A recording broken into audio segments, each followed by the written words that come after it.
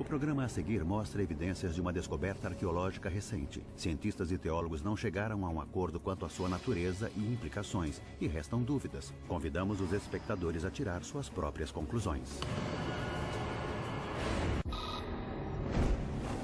Uma descoberta inacreditável. É aqui. Com certeza é aqui. Uma afirmação surpreendente. O sepulcro de Jesus foi encontrado. O corpo de Jesus deve ter ficado aqui. Uma controvérsia sem precedentes. Quite frankly, give me a call when somebody's got the real evidence on something like this. Será que a tecnologia do século XXI é capaz de fornecer esta evidência? Estamos aumentando os limites da arqueologia. E agora, uma segunda tumba forneceria a prova definitiva? O que é isso? Oh! Isso é um símbolo cristão de ressurreição. O enigma da ressurreição.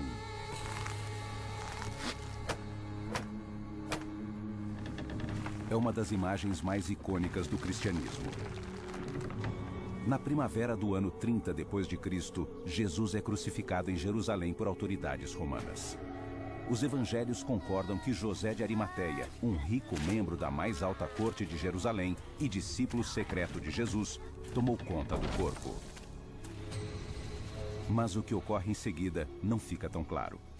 Os cristãos acreditam que Jesus foi colocado em uma tumba perto do local de sua crucificação e depois de 3 dias ressuscitou, deixando o sepulcro vazio para trás.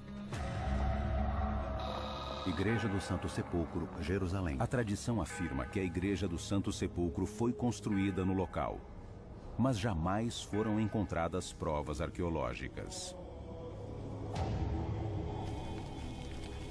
Outro relato baseado no Evangelho de Mateus afirma que Jesus foi sepultado em uma tumba sem uso, que José de Arimateia havia destinado à sua própria família.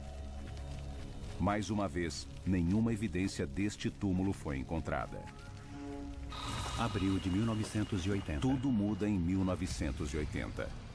Em Talpiot, um bairro de Jerusalém, a 3 quilômetros da Igreja do Santo Sepulcro, arqueólogos descobrem uma tumba de 2000 anos de idade. Ela tem marcas estranhas, ao contrário das que já haviam sido descobertas. Os arqueólogos removem 10 ossários ou urnas de calcário de seu interior. Em seguida, o túmulo é cimentado e um condomínio é construído sobre ele. Mas em 2007, o cineasta Simha Jakobowicz redescobre a tumba. É inacreditável. É aqui. Uma nova análise arqueológica leva Simha a uma conclusão chocante. Ele está convencido de que encontrou o sepulcro da família de Jesus. Ele justifica sua teoria radical no fato de que as 6 urnas encontradas no túmulo têm inscrições de nomes associados a Jesus e a sua família. Há o nome de uma mulher, Maria Mene. É a versão grega de Maria. Foi sugerido que sua grafia única só pode ser associada a Maria Madalena, uma das companhias mais celebradas de Jesus. Há também o nome de Maria, que é associado à mãe de Jesus. Há ainda José, o apelido de um dos irmãos de Jesus. E o mais surpreendente, neste conjunto de nomes, há também Jesus, filho de José. Apesar de as implicações serem chocantes, alguns estudiosos aceitam esta possibilidade. As tumbas ao redor de Jerusalém estão sendo lentamente reveladas e, em alguns casos, destruídas. E não é tão improvável que uma equipe de construção tenha encontrado o sepulcro de Jesus. Essa tumba de Talpiot pode ser o túmulo da família de Jesus. Quando a história é revelada, nem todos aceitam a teoria proposta. This is front page news. It's on all the evening broadcasts. This is very much the talk of Jerusalem. For me, it represents the worst kind of biblical archaeology. I don't see the evidence for it anywhere. I'm going to base my beliefs on the scriptures, which hold together far better than the kind of farcical documentary we're talking about here. Enquanto a polêmica aumenta, Simha e sua equipe concentram-se em outro sítio arqueológico. Ele espera que o local forneça evidências adicionais para apoiar suas alegações. é um segundo túmulo, localizado a menos de 60 metros do suposto sepulcro de Jesus. Acho que é a tumba. É para lá que nós vamos. É perfeito. Este túmulo foi descoberto em 1981, quando perfurações em uma obra o expuseram acidentalmente. Arqueólogos entraram na tumba através de um buraco no teto, fizeram algumas anotações e esboçaram o mapa da caverna mortuária. Grupos religiosos ortodoxos que acreditam que qualquer intromissão perturba os mortos forçaram os arqueólogos a sair do sepulcro. Mas antes, eles tiraram estas fotos em preto e branco, encontradas recentemente. A tumba foi fechada. Com propósitos religiosos, um cano foi instalado em seu teto. Em 2009, foi jogado cimento pelo cano, impedindo o acesso à tumba. Mas ele ainda serve para sinalizar que o túmulo está em algum lugar abaixo deste condomínio de apartamentos.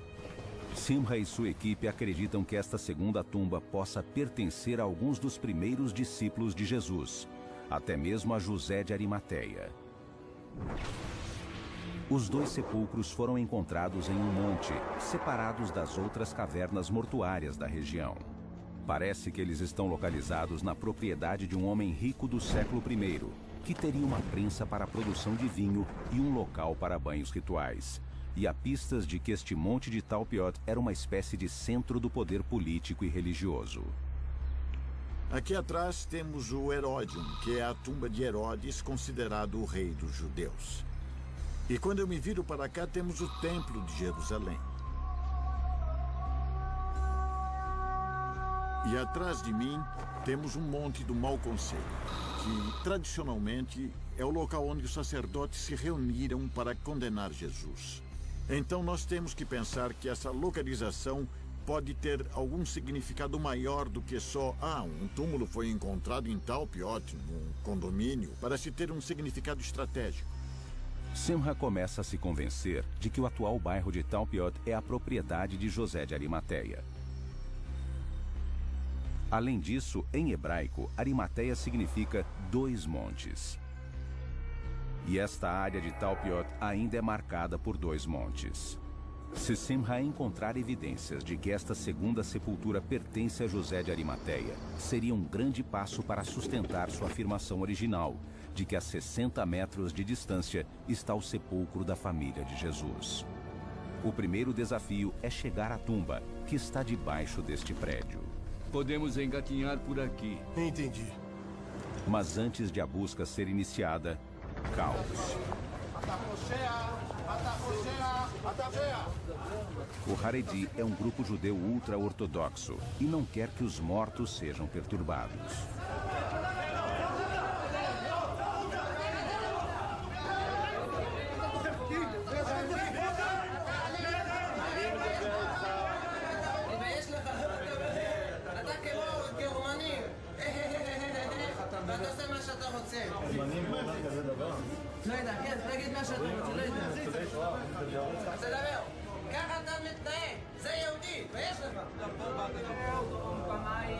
O grupo consegue interromper a escavação, como fez com a exploração original em 1981. Simha e o produtor Felix Golubev vão até o Centro de Vida Haredi para encontrar o rabino responsável pelos ativistas que interromperam a investigação. Eles precisam chegar com um certo ar conciliatório. Após horas de negociações a portas fechadas, o rabino Haredi concedeu exploração limitada à tumba, contanto que Simha e Felix sempre avisem o que pretendem fazer e nunca encostem nos ossos dos mortos. Com o problema resolvido, Felix consegue o mapa desenhado quando a sepultura foi descoberta em 1981. Eles sabem que o mapa não é 100% preciso e não têm certeza do ponto de localização exato da tumba abaixo do condomínio. Mas ela não pode estar muito longe do cano que foi instalado. Que bom. Eles estão convencidos de que pelo menos uma parte do sepulcro está abaixo deste corredor. Será que estão certos? Eles sabem exatamente como descobrir. Com um radar de penetração no solo. O aparelho envia um sinal de radar abaixo da superfície, detectando materiais incomuns, ou neste caso, um vácuo. O equipamento escaneia o corredor inteiro, procurando por espaços incomuns entre os pisos. Os cálculos de Félix os levam a um pequeno canto. É o meu canto mágico. Viu alguma coisa? Tem alguma coisa aqui. Dá pra ver aqui a beira do buraco. Tá, mas resumindo, o Félix acertou o lugar pra gente colocar a... Sonda. A sonda, isso. Sim, acertou. Tem uma área que fica uns 60 centímetros junto à parede. E depois 40 centímetros longe da parede. E então... Félix acredita que a única entrada da sepultura seria um espaço não muito maior do que uma folha de papel. Eles podem ter encontrado o sepulcro. Agora, precisam achar uma maneira de acessá-lo. Jerusalém. Usando um radar de penetração no solo, Simha, Félix e sua equipe localizaram uma tumba do século I depois de Cristo, debaixo de um prédio de Jerusalém. Mas eles ainda não sabem como acessá-la. Temos que achar um jeito de entrar. Vamos responder. Juntaram-se à equipe o historiador James Tabor e o arqueólogo Rami Arav, que não estavam envolvidos com a investigação do sepulcro da família de Jesus. Eles receberam permissões especiais para explorar a sepultura. A ideia é cavar aqui nesse canto. Então... Devido a um compromisso firmado com ativistas religiosos, eles precisam encontrar um meio de explorar a tumba sem entrar nela. Toronto, Canadá. A solução pode estar neste pequeno depósito no Canadá. A equipe solicitou a ajuda de Walter Klassen, um lendário construtor de animatrônicos e de plataformas com câmeras robóticas para televisão e cinema. Fazemos todos os softwares, os eletrônicos, a maquinaria, é tudo feito aqui. O desafio de Walter é construir um braço robótico munido de uma câmera que seja capaz de passar por uma pequena abertura. O dispositivo também deve ser manobrável o bastante para que a equipe consiga documentar cada centímetro da sepultura e de seus ossários. Pedi para um arquiteto desenhar essa planta com o esboço da tumba sobreposto no desenho. Félix tem alguma ideia das dimensões do sepulcro. Qual é mesmo a estimativa da altura da tumba? Eu acho que tem de 1 metro a 1,5 metros. Fica bem difícil, porque essa altura limita a chance de entrar com a câmera, virá-la e fazê-la se movimentar. Um detalhe que você tem que levar em conta é que se a gente entrar... O especialista em câmeras remotas Bill Tarrant mostra a Walter a câmera que pretende usar para gravar imagens na confinada sepultura de 1 metro de altura. Qual é o peso dela? 1,8 kg. Ah, então vamos ter que acoplar isso na ponta de um braço de 3 a 4 metros. É isso mesmo. A câmera está alojada numa caixa de metal e é pesada. Mas se eles conseguirem acesso à sepultura e ela tiver relação com os primeiros discípulos de Jesus, o que poderão encontrar? O que seria um símbolo cristão antigo? Roma, Itália. Simha viaja até Roma, um dos poucos lugares do mundo onde símbolos cristãos antigos ainda podem ser vistos. As catacumbas são quilômetros e quilômetros de túmulos localizados abaixo das ruas da cidade. Robin Jensen, especialista em arte cristã antiga, indica os símbolos cristãos. Nesse lugar, especificamente nessa catacumba, esse seria um dos símbolos mais antigos. De que época ele é? Não pode ser mais antigo do que o século IV. Aqui vemos 3 dos símbolos cristãos mais antigos. O Chi-Rho, as 2 primeiras letras gregas da palavra Christus. A âncora, um símbolo de fé. E um peixe com escamas e guelras, o símbolo de Cristo. Mas a imagem bíblica mais popular nas catacumbas é Jonas e a baleia.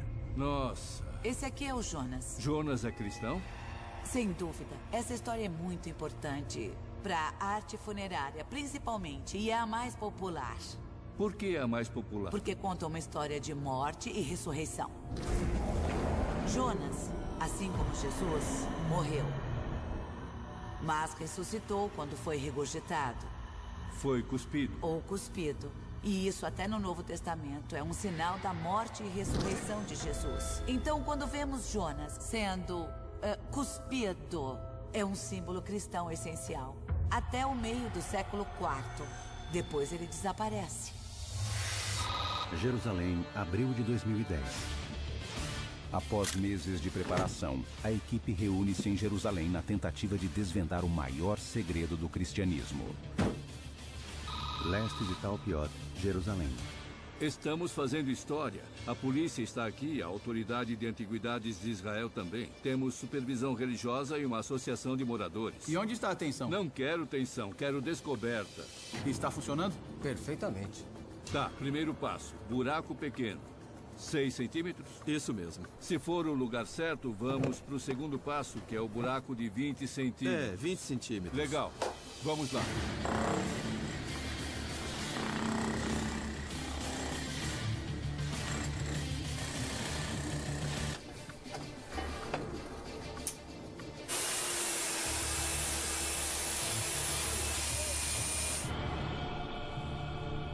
metro e 65. É, 1,65. A equipe já perfurou 60 centímetros a mais do que os cálculos sugerem. É muito.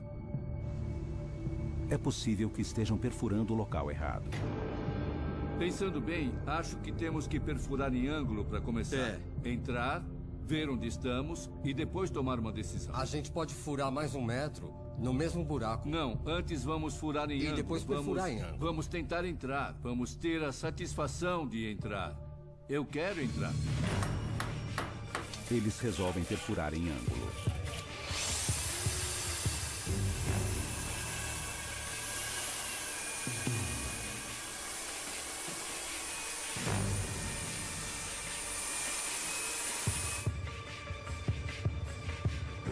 Já entrei!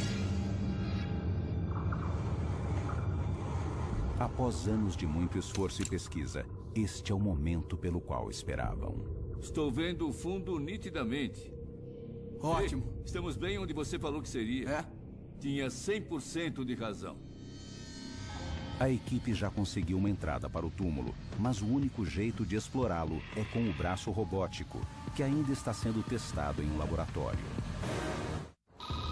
Talpiot, junho de 2010. Walter Klassen junta-se à equipe de arqueólogos e investigadores no bairro de Talpiot, em Jerusalém. Seu braço robótico recém-criado será usado pela primeira vez. Ele foi projetado por encomenda para explorar uma tumba antiga localizada abaixo de seus pés. Uma tumba que o cineasta Simha Yakubovich acredita ser de José de Arimateia, o homem que sepultou Jesus.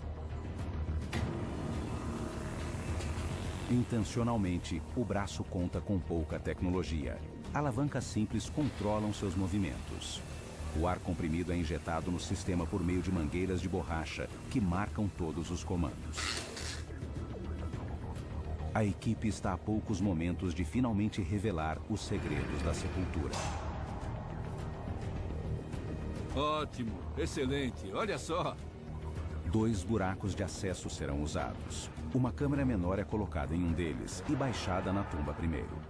Ela será apontada para o braço robótico para ajudar Walter e Bill a comandar seus movimentos dentro da sepultura. Bom, tá tudo pronto? Tudo pronto. Vamos lá.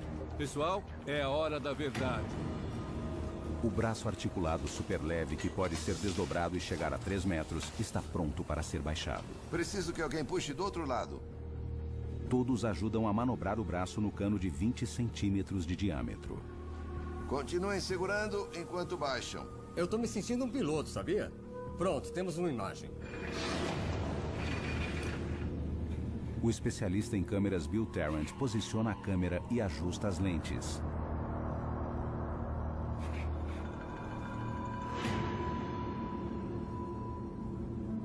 Olha só, olha só.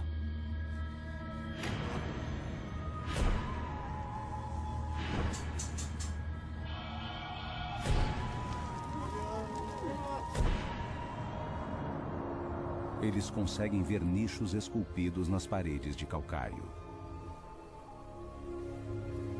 Dentro dos nichos, há urnas cheias de ossos humanos. Estamos dentro. É isso aí, é isso quase aí. Quase lá, quase lá. Colocadas aqui 2000 anos atrás. Uau!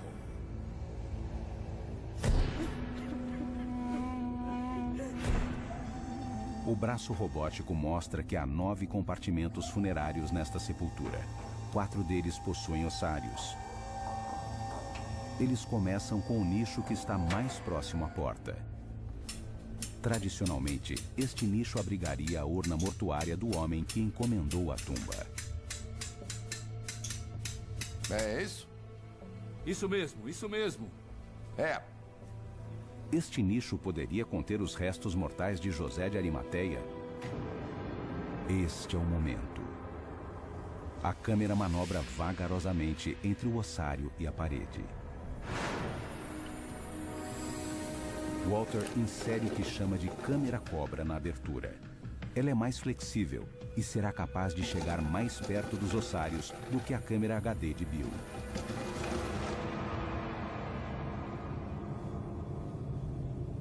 Eles procuram por um nome ou um símbolo.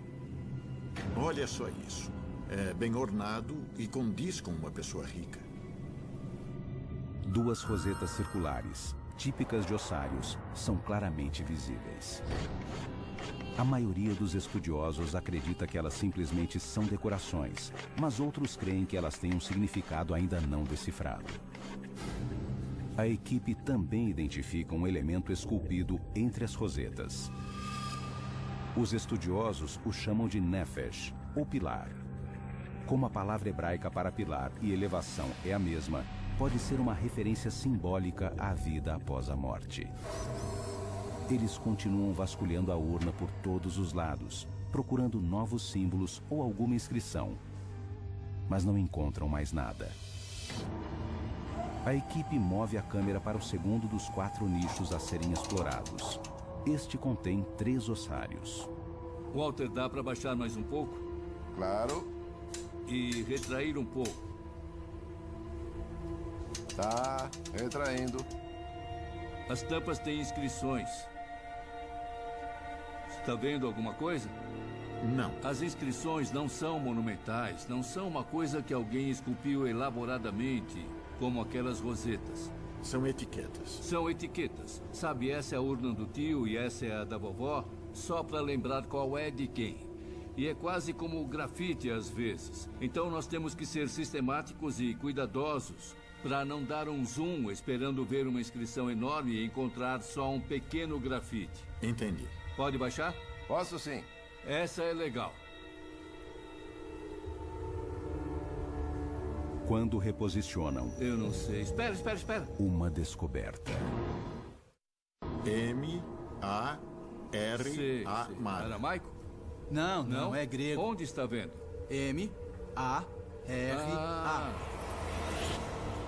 A equipe já se deparou com este nome antes, no suposto sepulcro da família de Jesus, a poucos metros de onde estão.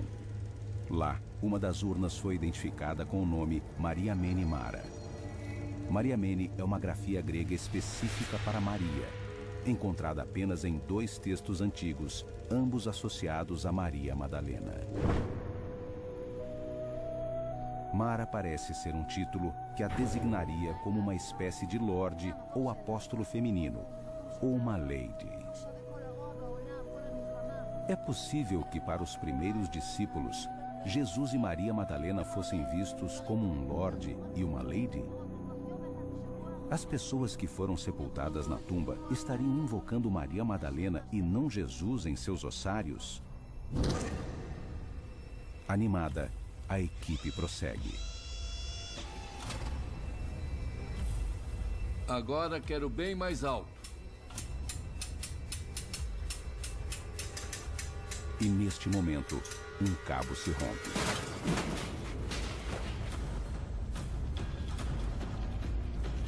A câmera e o braço robótico estão presos. E não há como a equipe retirá-los.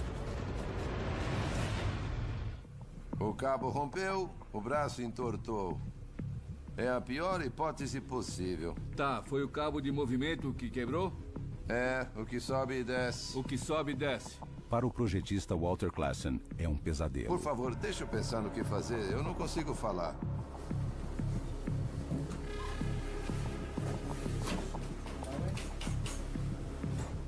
Pega, puxa com força. Espera. Devagar. O cabo rompido significa que Walter não pode mais retrair o braço. E da maneira que ele está posicionado, não poderá subir pelo buraco. Durante várias horas, ele manipula o braço quebrado. A exploração parece terminar antes de realmente começar. Eu não sei se consigo tirar. Você consegue acionar o motor que dá o zoom? Eu estou fazendo isso. Vou ver se consigo recolher a dianteira, tá? Entendi. Tá subindo, Walter. Eu tô vendo. É bom. É um bom sinal. É bom que esteja subindo. Tá, pode puxar agora, Kevin. Puxa. Walter finalmente consegue retirar o braço quebrado. Devagar, devagar.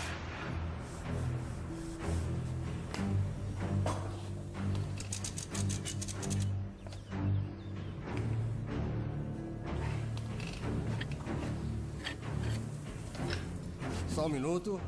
Depois de 2 horas de conserto, o braço robótico é reparado e volta ao jogo. Agora ele é posicionado para explorar o terceiro nicho, que contém um único ossário. Não há nenhum símbolo na urna, mas o nicho possui algo mais. Muitos ossos humanos.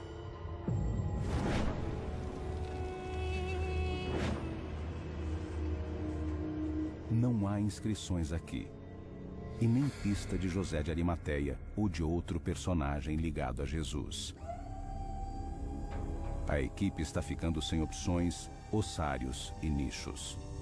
Chega a hora de explorar o último compartimento e as 2 últimas urnas.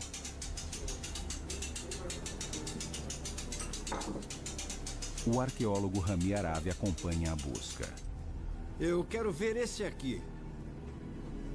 Walter, dá para ir mais para frente? Acho que sim, vou tentar. Muitos anos, muito dinheiro e muito trabalho foram investidos para se chegar a este ponto. Mas o tempo desta expedição está prestes a acabar. O que estamos vendo? O que é isso, Walter? Acho que o braço está preso, mas ele está chegando. Opa, o que é isso? Estamos vendo a ponta de um dos ossários. Isso mesmo, isso mesmo. É o número 4, já é o 4º nicho, não é? Correto. Estamos olhando à frente? Estamos vendo essa parte aqui. Ah, lateral. E o Walter identifica algo em comum. Olha só. Vou dar um close. Uma cruz. Bom, eu voltei. Vocês viram essa cruz? Não. É bem no meio. Onde está a cruz? Onde? Sobe um pouco, Bill. Subindo. Não. Devagar, devagar. Tá bom. Aí. É, isso mesmo, é uma cruz. A cruz. Ah, sim, é. Desça um pouco, Bill. Dá pra descer? A maioria dos historiadores acredita que a cruz tornou-se um símbolo cristão no século IV depois de Cristo. Por isso, encontrá-la em uma sepultura do século I não significa nada. Mas cruzes do século I, que podem ser cristãs, já foram encontradas na Itália, em Herculano e em Nápoles.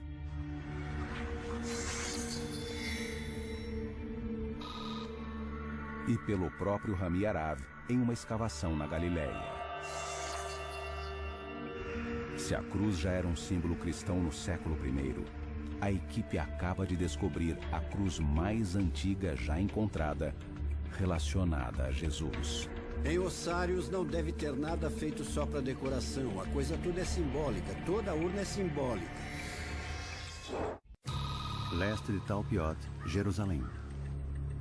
A equipe já explorou 3 dos 4 nichos com ossários. Até agora, eles examinaram 5 das 7 urnas. A esperança é encontrar inscrições ou símbolos que possam lançar luz no suposto sepulcro da família de Jesus, a apenas 60 metros de distância. Acho que estamos indo bem. Nós achamos um pilar que pode ser uma referência ao pós-morte. Achamos uma cruz que eu acho que é cristã e uma inscrição do nome Mara, que também está na outra tumba e pode ser lida como Lady. Mas eu não acho que isso traz uma ligação conclusiva com a tumba de Jesus achada aqui. Temos que encontrar mais. No último nicho, a equipe continua analisando o ossário com a cruz gravada e a urna próxima. Tá, pode voltar. O controle está com você.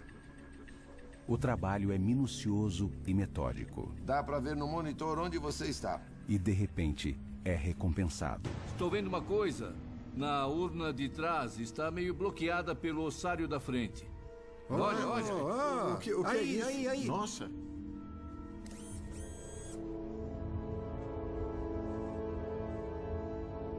Uau! Que parte é essa? É o fundo?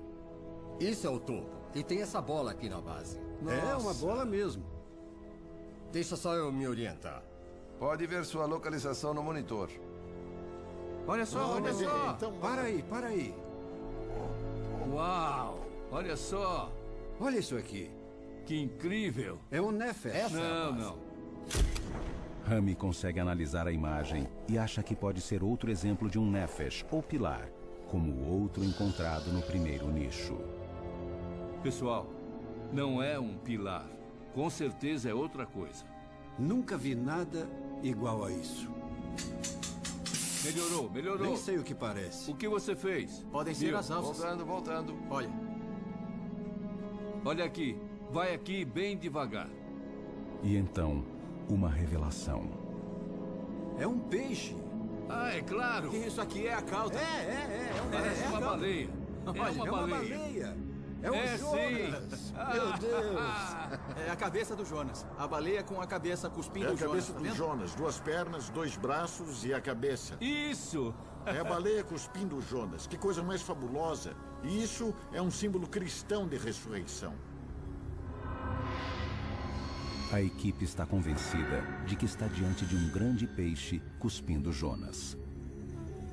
Ao contrário dos cristãos posteriores de Roma, que representavam o peixe de Jonas como um dragão do mar, os primeiros discípulos de Jesus eram judeus. Como consequência, o peixe aqui representado é comestível, é kosher, já que tem escamas e nadadeiras. De acordo com o livro bíblico de Jonas, quando ele foi cuspido, sua cabeça estava coberta por algas marinhas. Aqui, a equipe vê um boneco em palito, sendo cuspido por um peixe, com a cabeça intencionalmente marcada por linhas. Ao longo das laterais deste ossário, há pequenos peixes nadando no mar. A imagem é singular. A descoberta é revolucionária. Sem dúvida, a figura de Jonas foi o símbolo dos primeiros discípulos de Jesus e um símbolo da ressurreição de Cristo. Devido à clareza desta imagem do século I, seu significado preciso pode ser revelado. Para cristãos, ou judeus cristãos, seguidores de Jesus, isso significa que, assim como Jonas, Jesus morreu. O peixe é o símbolo de quem renasceu dos mortos. E esse ossário, claramente, está falando da ressurreição dos mortos. E essa foi uma das primeiras representações da ressurreição. Coisa grande. Uma coisa muito grande.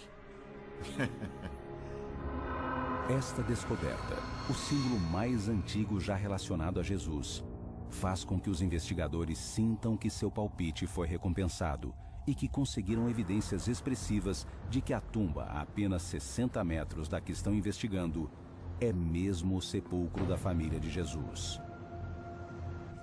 Mas será que conseguirão mais provas? Eles continuam para ver a parte de trás do ossário com a figura de Jonas. Eles enxergam algo, mas por causa da parede, a câmera não consegue ir longe o bastante para captar uma boa imagem. Walter posiciona a câmera no chão, captando a tampa por baixo. A imagem na parte de trás parece a cauda de um peixe, mas a equipe não tem como se certificar. Para ajudar, eles consultam as fotos em preto e branco feitas por arqueólogos em 1981, antes que fossem expulsos do túmulo por ativistas religiosos. Aqui, a imagem da cauda de peixe fica clara. O peixe parece estar mergulhando no ossário. As fotos também revelam um detalhe novo e inesperado. Hoje, a urna com a gravura de Jonas não está no mesmo lugar em que foi encontrada. Sendo assim, ela foi tirada de seu nicho e colocada em outro, onde está agora. Sua posição original, o primeiro compartimento à direita, chamado de nicho do patriarca. Esta mortuária pode conter os restos de José de Arimateia? Pode ser uma evidência, mas não há nenhuma inscrição. Ainda assim, resta um ossário para ser analisado.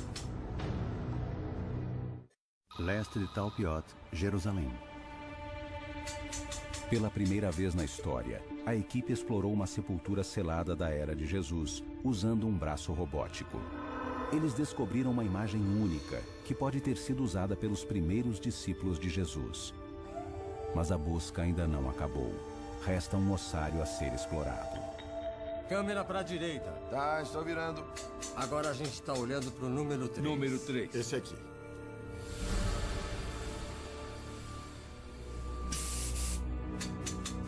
Quando a câmera se aproxima do último ossário, a equipe sente como se um raio tivesse caído 2 vezes no mesmo lugar. Espera. Para. É uma escrita. É uma inscrição. É uma inscrição. É isso mesmo. Tem ômega, tem um D, um C, delta, eta. A inscrição está em grego, a língua dominante dos ricos de Jerusalém no século I depois de Cristo. Mas o que significa? Theos é o nome de Deus. Theos é grego. Em português, seria Jeová. Então isto seria um verbo. Deus está fazendo alguma coisa. Isso eu não consigo entender. A equipe contata o professor James Charlesworth para ajudar a decifrar a inscrição grega. Era para ter chegado ontem, mas você ficou resfriado. Ontem não seria legal. Não precisava de alguém que lesse grego. Hoje precisa. Você não vai acreditar. Vem. Estão me provocando, não? Vem cá. O que acharam? E bem no meio, entre as 2 rosetas, tem essa inscrição em grego. Tá, consigo ler Iau. Tem isso nos papiros mágicos gregos. É uma maneira de se referir a Yahweh ou Deus. Aqui está em grego, em Uncius, que significa maiúsculo Iau. E acima eu acho que pode ser Dios. Deus ou Zeus, agora é Yahweh. É isso aí. E upso, que pode estar relacionado à palavra grega upsoteo, que é levantar-se. O quê? É isso. Upsilon, psi e ômega. Seria úncio para upso-o, que no Evangelho de João é usada para a ressurreição de Jesus. Upso-o, ele se levantou. Eu me levantei, disse Jesus. Eu me levantei, eu me ergui. Upso-o. E o resto eu não sei, pois não consigo ler. Acho que é um O. Pode ser um não O. Sei.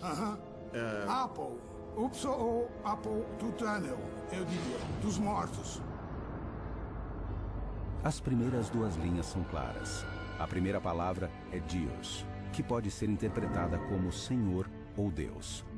A segunda palavra é Jeová, o nome de Deus nas escrituras hebraicas. E então a palavra upso, que pode significar levantou, levantará ou levanta. E finalmente, 3 letras que não estão claras. Pode ser uma referência ao reino dos mortos, como o professor Charlesworth citou.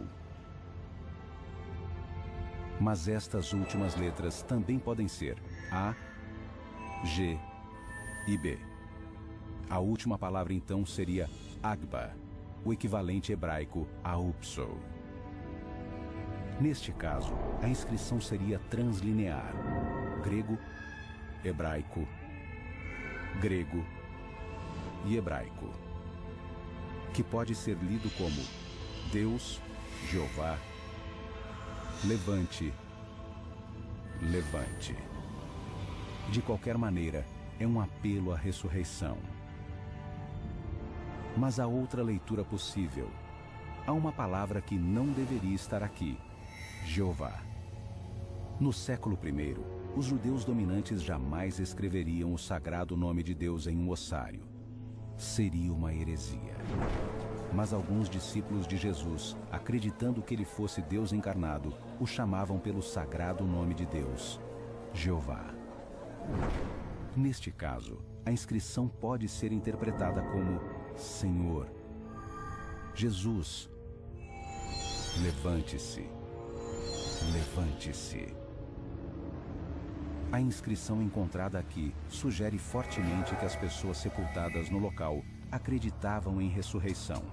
De certo modo, pode ser um apelo para a sua própria ressurreição, mas lida de outra maneira, é uma exortação para que Jesus ressuscite. Para James Tabor, o achado é persuasivo e o convenceu que o outro sepulcro, encontrado a apenas alguns metros, é o último lugar de descanso de Jesus e de sua família. Essa tumba deu um contexto mais amplo para outra sepultura. Antes de ontem, se você me perguntasse, Talpiot, tumba de Jesus, o que acha? 50-50? Eu já diria uns 75% de certeza. Depois dessa tumba, já subi para 95%. Fácil. As implicações são enormes. Será que a simples ideia de que os ossos de Jesus foram colocados aqui insulta a mais fundamental crença cristã de que Jesus ressuscitou? Não, segundo o professor Charles Worth. O significado que vimos pela primeira vez e qualquer pessoa viu em 2000 anos é que temos uma baleia com a boca fechada e não temos uma baleia engolindo alguém, e do interior dessa boca está saindo um ser humano. O símbolo aqui em Jerusalém, onde Jesus foi crucificado, perto daqui, representa a crença de que Jesus se levantou. E isso décadas depois da morte de Jesus. Eu acredito que essa tumba pode ser o sepulcro de Jesus. E as pessoas não precisam abrir mão da fé na ressurreição. Vou explicar por quê. Os primeiros cristãos tinham uma visão diferente de ressurreição do que as pessoas têm hoje. Eles não pensavam em um cadáver ressuscitado. Eles imaginavam que Jesus tinha se elevado aos céus. E o que achamos nessa tumba, a menos de 60 metros do sepulcro de Jesus, é evidência disso. Pura evidência arqueológica. Estão celebrando sua ressurreição. Do jeito que interpretamos, é a compreensão deles de que Jesus se elevou. Ele alcançou o céu.